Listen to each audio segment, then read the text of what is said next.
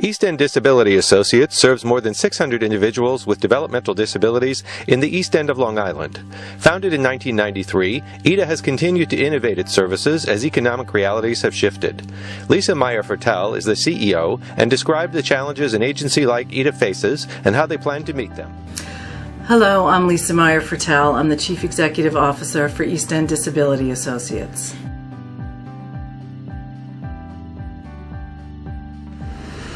I think the key challenge right now for East End Disabilities and other agencies like us is the finances. You know, we've had so many financial cuts over the past few years that have been detrimental to us. We have not been able to provide raises to our staff in the past 3 years. And these are the people that are doing the work.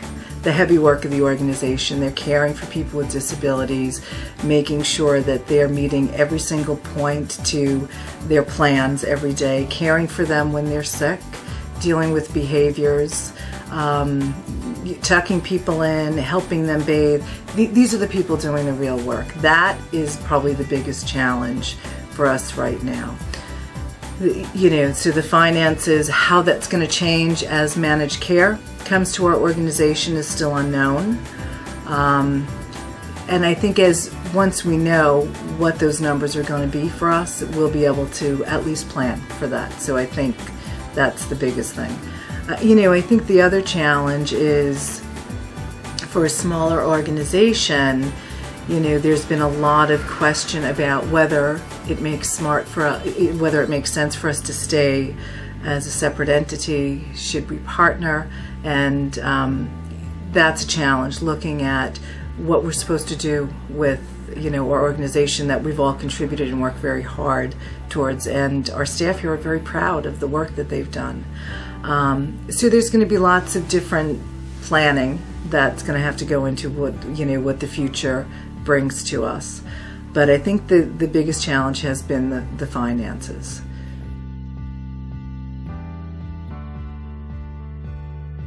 Well, addressing those challenges, the financial challenges, will come in a variety of ways. We, as the rate rationalization rolls out from New York State, we'll be able to plan as we know what that is. So you need to know what the numbers are to plan your budget.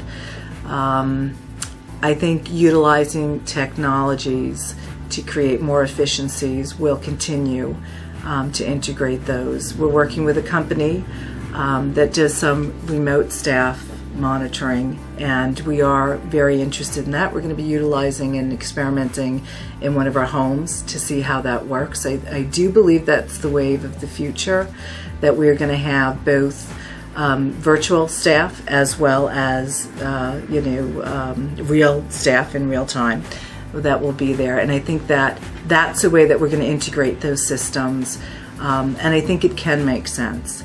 I think that healthcare, especially those of us who fall within that baby boomer generation, that there isn't going to be enough people to take care of those that are not disabled. So it makes sense that the people that are disabled needing the care now, that we integrate that. We're experimenting with telehealth models that will be able to provide us with health, at least monitoring within the home or group homes, or for people living independently that will find that necessary. And I think the sooner we get used to working with those kind of technologies within a regulated setting, the more comfortable the staff and individuals that will be participating will be. And I think us as people eventually will all be using those kind of technologies in our home. I think it makes sense, and I think that there are efficiencies that can be recognized. You know, another thing that I would love to see is as all the sister agencies working together to look at the regulations and work within our states to see what really makes sense. You know, we are so heavily regulated that it prevents us from allowing people to live in a way that they would like to live, or that we would be able to give them, you know, minimal supports and let them grow and develop as people. So I think that's another interesting thing that we need to think about for the future. And I know that doesn't come easy, and I know this is years of regulatory requirements that have been developed. But I think it's time to look at that too. As we blow up the whole financial situation and come into managed care, this is the perfect opportunity for us to also look at the regulatory environment.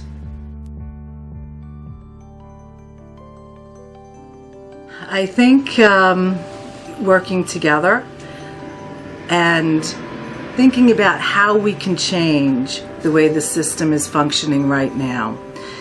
In many ways, we've been reactionary from the Willowbrook days, so we have responded to the way that the state is really guiding us.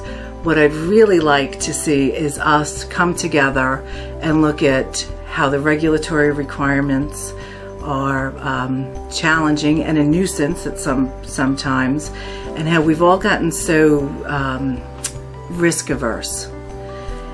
This isn't really natural for people living in the community, yet we're pushing people to live in the community, and that's what the transformational agenda of the state is right now, and I happen to agree with that. I think people should live as naturally in the community as they can with a variety of supports. But I think that's going to take some changes in the way that we think about things, in the way that we approach things, and just strategically come together and provide those services.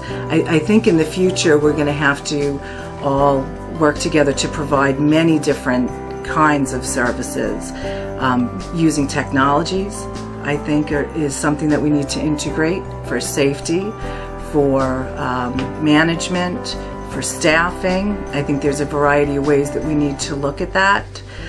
And I think just coming together and remembering that all of us started with grassroots, mission-based focuses, and that we need to make sure that we're following those focuses and how we can really work together.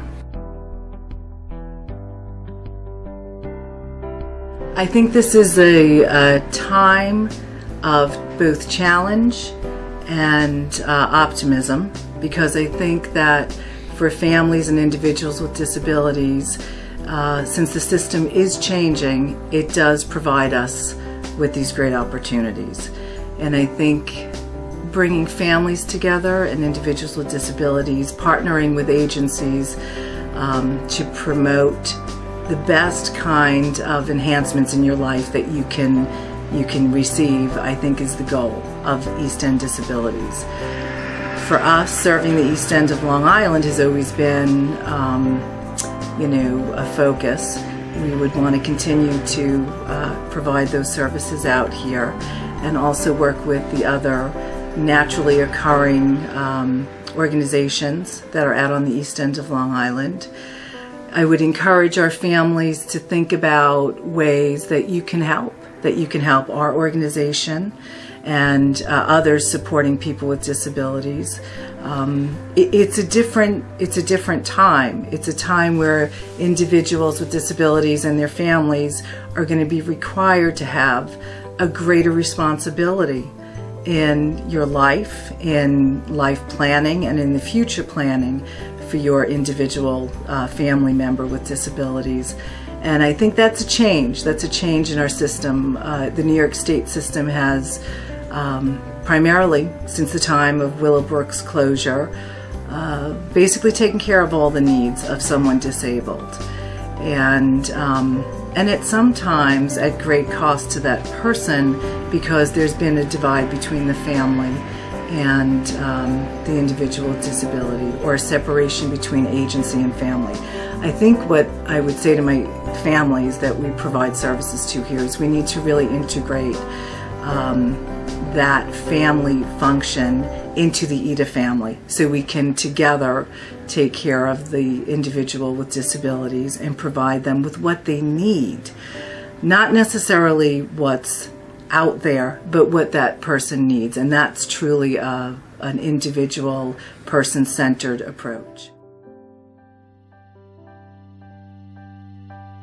You know, in 2014, we are really looking to partner with as many organizations as we can to maximize our strengths and to really minimize our weaknesses, and we hope to do the same for other organizations.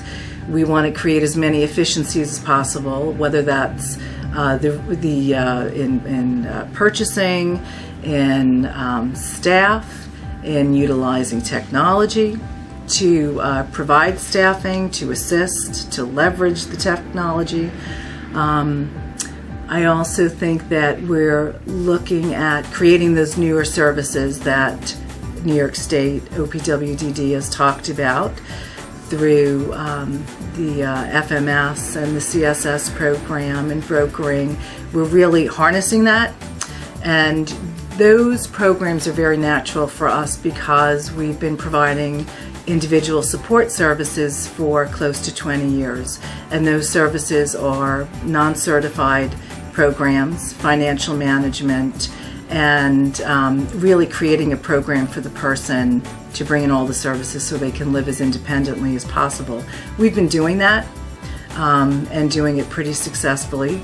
We have blended services, so we have 2 or 3 people living together and sharing their resources so they can afford where they're living and share the staff. So that's been a nice way that we've been able to create these programs. And we think that in the future, this is the way that the state and OPW is asking us to go, and we think it makes a lot of sense. Not only is it going to be more efficient for the state and more cost effective in the overall budget, but also it's more cost effective for the individual with disabilities, and it gives them more control over the way that they want to live. And I think that's great.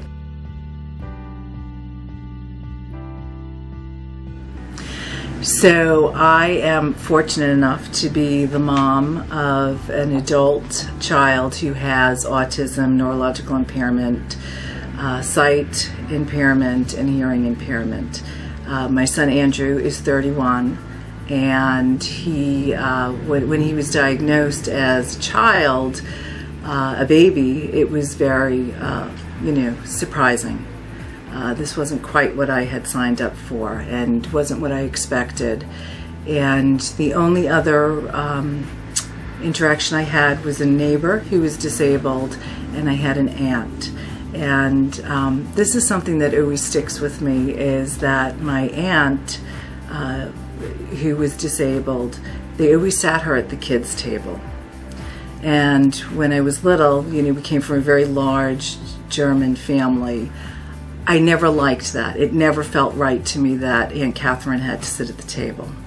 So, as an adult, raising somebody that has disabilities has really given me perspective about his value in life and in our family, and what my role is as his mom. When you have a child with disabilities, I think you never fantasize about that when you're pregnant. You never say, oh, if I only have. So when you get a kid with disabilities, it really brings out some really strong qualities in people, and both very good and very challenging.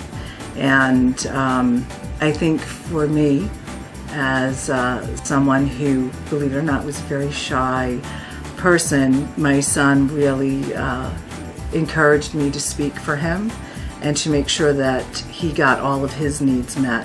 And I was committed to him and remain committed to make sure that that happens.